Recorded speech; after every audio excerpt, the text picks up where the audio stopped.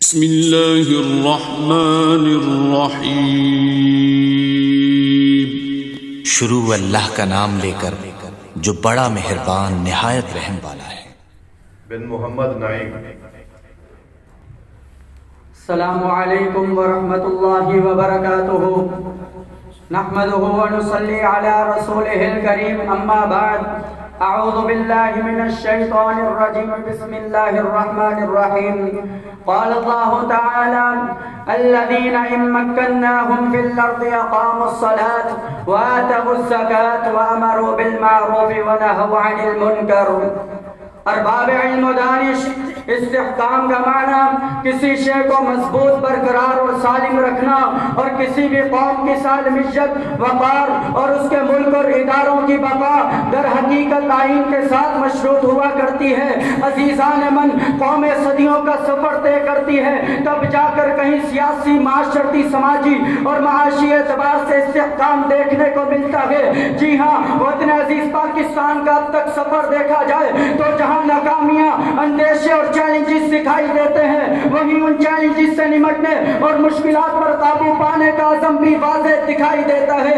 علماء کرام، اب ایک سوال پیدا ہوتا ہے کہ ملک پاکستان دنیا کا 7واں اور اسلامی ممالک کا پہلا ملک تو بن گیا، لیکن ملک پاکستان پھر بھی مستحکم کیوں نہیں؟ کیونکہ رب کی عطا کردہ زمین پر رب کا نظام نہیں ہے۔ اسی لیے عزیز ساتھیوں، وطن عزیز کے استحکام اور اس کی سالمیت کی سب سے ٹھوس اور مضبوط بنیاد وہ کلمہ طیبہ اور اسلام ہے۔ رب کا قرآن کہتا ہے ضرب اللہ مثلا ضرب اللہ مثلا کلمۃ طیبۃ کشجرۃ طیبۃ اصلها ثابت وفرعها فی السماء۔ جی ہاں، کسی بھی مملکت یا ریاست کے مضبوط و مستحکم رہنے کے لیے اس کا نظام عدل، اس کی عدلیہ مقننہ اور اشرافیہ کا اپنے ملک و ملت سے پرخلوص ہونا ضروری ہے۔ جی ہاں، استحکام پاکستان کے لیے ضروری ہے کہ مملکت کے تمام ریاستی اور آئینی ادارے رب کی حاکمیت کو سر بلند کرے، پھر بدلے میں رب کائنات ان کی معیشت کو مضبوط اور اندرونی بیرونی دشمنوں سے امن و امان عطا کرے گا۔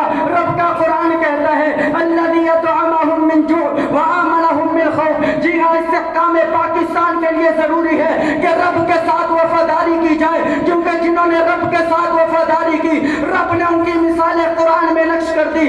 رب کا قرآن کہتا ہے ضرب اللہ مثلا قریۃ کانت آمنۃ مطمئنۃ یأتیہا رزقها رغدا من کل مکان۔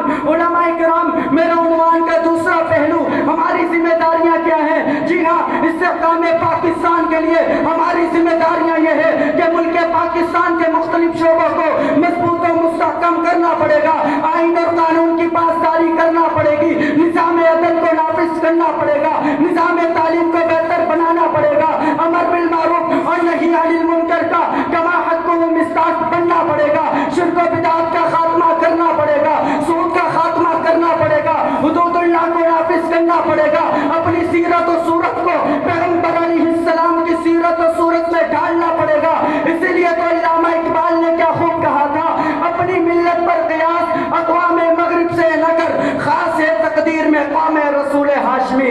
اسی لیے ملک پاکستان کے خلاف ہرزہ سرائی اور ناپاک تخیلات رکھنے والوں، یاد رکھنا، جب تک یہ ملک پاکستان لا الہ الا اللہ کی بنیاد پر قائم ہے، جب تک اس ملک پاکستان میں دینی مدارس اور مراکز کا وجود ہے، یہ ملک پاکستان ہر لحاظ سے مستحکم رہے گا۔ اور میں آج کے اس خوبصورت گلشن میں پاک فوج کو خراج تحسین پیش کرتا ہوں کہ جن کی بقا سے ملک پاکستان کی بقا ہے، کہ جنہوں نے قیام پاکستان کے لیے، استحکام پاکستان کے لیے اپنی جانوں کے نذرانے پیش کر کے اس خوبصورت گلشن کو سجایا تھا۔ اور انشاءاللہ ہم طلباء بھی اس بات کا عزم کرتے ہیں کہ استحکام پاکستان کے لیے اپنی جانوں کے نذرانے پیش کر کے تا قیامت اس ملک پاکستان کی آبیاری کرتے رہیں گے انشاءاللہ۔ السلام علیکم۔